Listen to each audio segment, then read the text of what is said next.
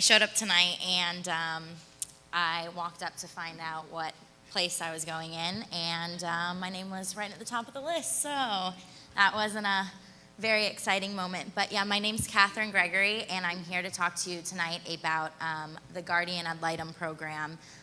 It's very close to my heart. I actually work for the program now, but I got started with the program a couple of years ago. And so more specifically, I'm here to talk to you about how you can be the voice for a child. And the program's called Guardian Ad Litem, but if I start referring to it as GAL, just because I'm used to it, I just wanted to point that out. But before I get into detail talking about the program, I wanted to tell you how I got started. About a little over 2 years ago, I was a student at the University of Tampa, and I was kind of looking for a way to give back.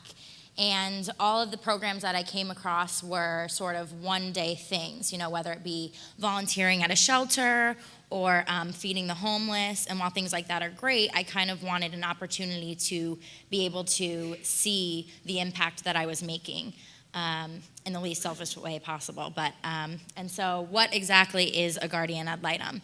It is an advocate assigned by the court to advocate for the best interest of a child that's been removed from their home due to some form of abuse, abandonment, or neglect.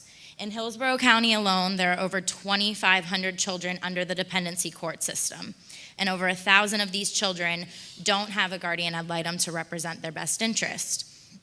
And so this means that while each parent has their own attorney, and while there's a caseworker there that's trying to help out the parents and the child as well, but trying to better both the situation of the parents and the child, there's no one really there that's able to sit down with the child and ask how they're doing and what it is that they may need. And so that's where our volunteers come in.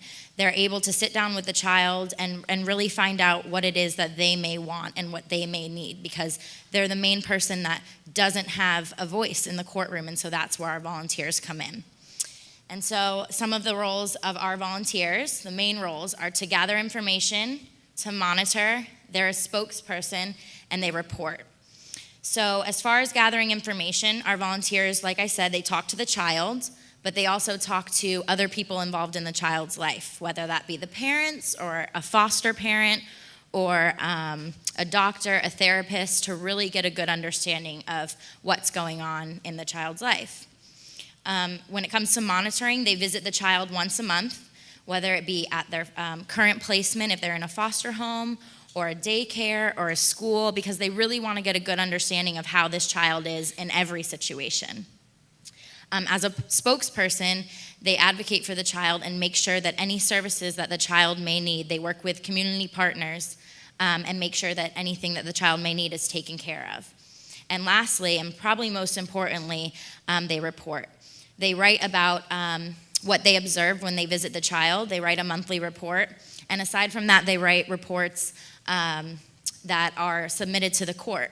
And our program has its own set of attorneys, but obviously our attorneys aren't able to visit with all 2,500 children that they represent. And so that's where our volunteers come in, and they're really able to speak directly to the judge and let them know, how this child's doing and what would be best for them moving forward. And so it's pretty simple. In order to volunteer, there's an application process. And aside from that, we offer a 30-hour training, which sounds extremely extensive, and it is, but it gives you a lot of time to really understand, what you're going to be dealing with, the types of situations that you're going to be dealing with, and the types of children that you're going to be dealing with. And some of the research we've done, children who have a GAL volunteer, they're 50% less likely to return to foster care. They're much more likely to be adopted. And it's been said that the total value of GAL volunteers to the state of Florida alone is $20 million a year. If the state of Florida didn't have the volunteers that we have, we'd need 450 more employees, which is crazy to think about. That we're so lucky to have so many volunteers, but we still need so many more. A little bit about my experience. I've been volunteering for 2 years now. I've been able to advocate for 5 children from the ages of 1 to 14. I've seen one actually last year. She got adopted. I still visit with her. I visited with her last week, and she asked me if I wanted to come over for dinner next week and watch Frozen. So it's kind of great because I don't even need to be involved in this child's life anymore, but I'm lucky enough to still be able to do that because I got involved with this program. And so Voices, which you might also see around town, is the nonprofit that supports us. And these are a few ways that you can stay connected with the program. So I really appreciate your time and you taking the chance to listen to me and give me a chance to spread the word about the program. So thank you very much.